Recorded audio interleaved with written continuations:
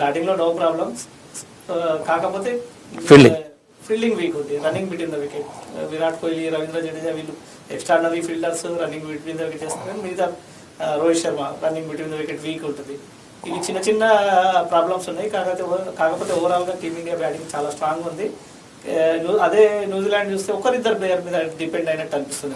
Ravindra, Kane Williams, మిగతా batsmen score చేయట్లేదు. మళ్ళీ ఇంకోటి ఏంటంటే వాళ్ళు స్పిన్ ఆడటంలో చాలా వీక్ ఉన్నారు. ఎవరైతే ఇద్దరు స్పిన్ బాగా ఆడతారో వాళ్ళిద్దరే స్కోర్ చేస్తున్నారు. ఈరోజు చూడాలి మరి మన స్పిన్నర్స్ వాళ్ళు ఎంతవరకు ఫేస్ చేస్తారో మనం చూడాలి. అంటే నిజంగా మీరు చెప్పినట్టు బ్యాటింగ్లో న్యూజిలాండ్ కంటే టీమిండియానే చాలా స్ట్రాంగ్గా కనిపిస్తుంది. పేపర్పై చూస్తే ఫస్ట్ నుంచి 11 వరకు కూడా బ్యాటింగ్ చేయగల సమర్థులు. అటు షమి కూడా అద్భుతంగా బ్యాటింగ్ చేస్తాడు. సో ఇటు న్యూజిలాండ్ వైపు చూస్తే ఒకరిద్దరు, కానీ ఆ ఇద్దరే సెంచరీలు చేస్తున్నారు. ఇప్పుడు విలియమ్సన్ సెంచరీ చేశాడు, రచిన్ రవీంద్ర అంటే పెద్ద ఇన్నింగ్స్ ఆడుతున్నారు కదా. ఇద్దరు ప్లేయర్స్ అయినప్పటికీ కూడా చాలా పెద్ద ఇన్నింగ్స్ ఆడుతున్నారు కాబట్టి కొద్దిగా ఇబ్బంది ఉండేటటువంటి అవకాశం ఉంటుంది. అంటే ఇటు న్యూజిలాండ్, ఇటు ఇండియా అంటే బలాబలాల్లో చూస్తే ఒక రకంగా ఇండియాదే కాస్త పై చేయిగా ఉంది. కానీ మీరు అన్నట్టు ఫీల్డింగ్లో మాత్రం నెంబర్ 1 ఉన్నారు. కానీ ఫ్యాన్స్ చాలా ఫీల్ అవుతున్నారు ఈ టీమిండియా ఫ్యాన్స్. ఎందుకంటే క్యాచులు అవలీలగా పట్టుకోవాల్సినటువంటి క్యాచులు కూడా జారవిడుస్తున్నారు. దాంతో ఇన్నింగ్స్ పెద్దగా పెరుగుతున్నాయి. అంటే 20 పరుగుల లోపు అవుట్ కావాల్సినటువంటి బ్యాట్స్మెన్ సెంచరీ కొట్టే స్థాయికి చేరిపోతున్నారు. సో క్యాచెస్లో ఇంకేమైనా పరిణతి సాధించాలంటారు. మనం ఎప్పుడు చెప్పుకుంటున్నాం క్యాచెస్ విన్ ద మ్యాచెస్ అని. Catches important. ఒక బ్యాట్స్మెన్కి ఒక లైఫ్ ఇచ్చాము అంటే ఆ బ్యాట్స్మెన్ పెద్ద స్కోర్ చేసే అవకాశాలు ఎక్కువ ఉంటాయి. కాబట్టి దాని మీద టీమిండియా డెఫినెట్గా దృష్టి పెట్టుంటుంది. ఫీల్డింగ్ కోచ్ ఉన్నాడు మన వరంగల్, మన తెలంగాణ పర్సన్. మొన్న ఇంటర్వ్యూ చూశాను. ఫీల్డింగ్ మీద చాలా వర్కౌట్ చేస్తున్నాడు. ఫీల్డింగ్ మీద సెషన్ చేస్తున్నారు టీమిండియాకి. ఫీల్డింగ్ మీద చాలా దృష్టి పెట్టే అవకాశాలు ఎక్కువ ఉంటాయి. మీరు అన్నట్టు కేన్ విలియమ్స్, రచిన్ రవీంద్ర వాళ్ళిద్దరే స్కోర్ చేస్తున్నారు. మిగతా వాళ్ళు స్కోర్ చేయలేకపోతున్నారు. మనకు టీమిండియాకి అడ్వాంటేజ్ ఏంటంటే వాళ్ళు స్పిన్ బౌలింగ్లో వీక్ ఉన్నారు. వీళ్ళిద్దరు బాగా ఆడుతున్నారు కాబట్టి వాళ్ళే చేస్తారు. వాళ్ళిద్దరు సెంచరీ చేశారు. కాకపోతే వాళ్ళు చేసింది పాకిస్తాన్ పిచ్లో. ఇక్కడ ఆడితే రచిన్ రవీంద్ర ఫ్లాప్ అయ్యాడు, కేన్ విలియమ్స్ అని స్కోర్ చేశాడు 50+. చూడాలి ఈరోజు ఎలా ఉంటుందో. స్పిన్ బౌలింగ్ టీమిండియా స్ట్రాంగ్ ఉన్నది. వాళ్ళు స్పిన్ బౌలింగ్ ఎలా డిపెండ్ చేస్తారో దాని మీదే మ్యాచ్ డిసైడ్ అయ్యింది. న్యూజిలాండ్ జట్టు యాజమాన్యం, బౌలర్లు ప్రధానంగా టీమిండియా ఎవరి మీద ఫోకస్ పెట్టే అవకాశం ఉంటుందంటారు? శాంట్నర్ బౌలింగ్ అయితే శాంట్నర్కి వికెట్ ఇవ్వకుండానే చూసుకొని ఆడాల్సి ఉంటుంది. ఈరోజు అదే ప్లాన్లో ఆడతారు. ఫాస్ట్ బౌలర్ బాగుంది, పేరు వస్తుంది. ఫాస్ట్ బౌలర్స్ మనతో ఎప్పుడు వికెట్ తీస్తూ ఉంటాడు. Pace bowler Max henry.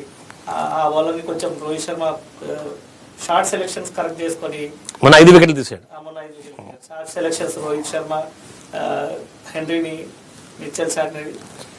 Rohit Sharma దగ్గర ఉన్నది ఏంటంటే చెలరేగిపోయి రిస్క్ తీసుకొని ఆడుతాడు. ఈ మ్యాచ్లో కొంచెం ఆచితూచి ఏ బాల్ని ఎలా ఆడాలి, లూజ్ బాల్ని పనిష్ చేయాలి, మంచి బాల్ని డిఫెండ్ చేయాలి. అలా చేస్తే రోహిత్ శర్మ నుంచి పెద్ద ఇన్నింగ్స్ ఆడి ఆశించవచ్చు. ఒకవేళ రోహిత్ శర్మ ఈరోజు పెద్ద ఇన్నింగ్స్ ఆడి సెంచరీ చేస్తే టీమిండియా విజయాన్ని ఆపడం న్యూజిలాండ్కి చాలా కష్టం.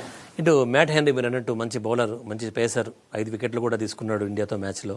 కానీ సౌత్ ఆఫ్రికా మ్యాచ్లో గాయపడి అతడు ఈరోజు మ్యాచ్కి అందుబాటులో ఉండడం లేదనేటటువంటిది ఒక వార్త అయితే వస్తున్నది. కానీ ఆడే అవకాశం ఏమన్నా అంటే మీకు అందిన సమాచారం ప్రకారం మ్యాట్ హెన్రీ ఫిట్గా ఉన్నాడంటారా? ఫిట్గా ఉన్నాడు, ఈరోజు మ్యాచ్ ఆడుతుంది. ఎందుకంటే మనం సౌత్ ఆఫ్రికా మ్యాచ్ చూసాం. ఇంజూరీ అయ్యాడు, షోల్డర్ మీద పడ్డాడు. కానీ తర్వాత వచ్చి మళ్ళీ బౌలింగ్ చేశాడు. మ్యాచ్ అయిపోయిన తర్వాత రోజు చూసాం షోల్డర్ని రొటేట్ చేయడం. నాకు అనిపిస్తుంది తను ఫిట్గా ఉన్నాడు. ఈరోజు ఫైనల్ ఇంపార్టెంట్ మ్యాచ్. మళ్ళీ ఇండియా మీద మంచి రికార్డు ఉంది. తన్ని డెఫినెట్గా ఈరోజు మ్యాచ్ ఆడిస్తారు. అయితే ఇందులో కూడా ఏమైనా టాస్ కీలకంగా భావిస్తారా? అంటే టాస్ అనేటువంటిది అంటే ప్రతి మ్యాచ్కి, ఎందుకంటే ఇటు బౌలర్లు బ్యాటర్స్ది ఎంత ప్రాధాన్యత ఉంటుందో టాస్ కూడా కొన్ని మ్యాచ్లో కీలకంగా ఉంటుంది. ఈరోజు మ్యాచ్లో టాస్ ఏమైనా కీలకంగా ఉండే అవకాశం ఉందా? మనం ఇంతకుముందు మ్యాచెస్ చూస్తున్నాం. టాస్ అంత ఇంపార్టెంట్ రోల్ అనిపించట్లేదు. రోహిత్ శర్మ కూడా అదే చెప్తాడు. టాస్ తీసుకొని ఏం చేయాలో అర్థం అవ్వట్లేదు కాబట్టి టాస్ ఓడిపోవడమే చాలా ఈజీగా ఉంది, ఓడిపోతేనే బాగుంది అన్నాడు. టాస్ ఎటువంటి ప్రభావం చూపించే అవకాశాలు అయితే లేదు. కాకపోతే ప్రెషర్ ఉంటుంది. ఫైనల్ మ్యాచ్ కాబట్టి బ్యాటింగ్ టాస్ గెలిచి బ్యాటింగ్ చేస్తే అడ్వాంటేజ్ ఉంటుంది.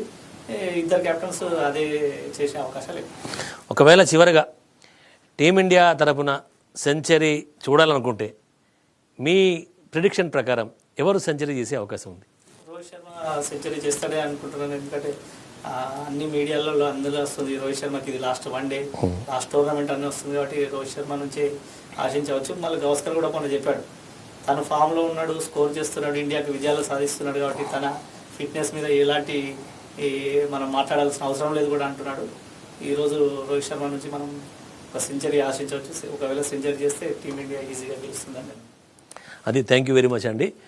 సో ఒక మంచి ఇన్నింగ్స్ అయితే రోహిత్ శర్మ ఆడాలని, రోహిత్ శర్మ ఒక మంచి ఇన్నింగ్స్ బాకీ ఉన్నాడని చెప్పేసి ఇటు క్రికెట్ ఫ్యాన్స్ కూడా కొడుతున్నారు. ఒక మంచి సెంచరీ చేయాలని ఈరోజు ఎప్పుడైతే 2000 అంటే దాదాపు 25 సంవత్సరాల క్రితం ఓడిపోయినటువంటి ఒక మ్యాచ్ యొక్క రివెంజ్ ఈరోజు ఇదే ఛాంపియన్స్ ట్రోఫీ ఫైనల్లో న్యూజిలాండ్పై తీసుకొని సత్తా చాటాలని చెప్పేసి ఇటు అనలిస్ట్తో పాటు టోటల్ టీమిండియా క్రికెట్ ఫ్యాన్స్ అంతా కూడా కోరుకుంటున్నారు. మరికొద్ది సేపట్లోనే ఈ యొక్క టాస్ ఇప్పుడు పడబోతోంది, మ్యాచ్ ప్రారంభం కాబోతోంది. మరి అందరి అంచనాలు అంటే ఇటు క్రికెట్ అనలిస్ట్ చెప్పినటువంటి యొక్క అంచనాలు, అలాగే టీమిండియా క్రికెట్ లవర్స్ యొక్క అంచనాలు ఎలా ఉండబోతున్నాయి, మరి మ్యాచ్ ఎవరి వైపు ఉండబోతుంది, అలాగే ఖచ్చితంగా టీమిండియా ఈ మ్యాచ్లో గెలిచి ట్రోఫీతో రావాలని ఏనని కూడా మనసారా కోరుకుంటుంది. ఇది ఈరోజు స్పోర్ట్స్ స్పెషల్ డిబేట్. మళ్ళీ ప్రసారమయ్యే స్పోర్ట్స్ లైవ్ డిబేట్లో మళ్ళీ కలుసుకుందాం. అంతవరకు చూస్తూనే ఉండండి ANN, నిజం కోసం జనం కోసం.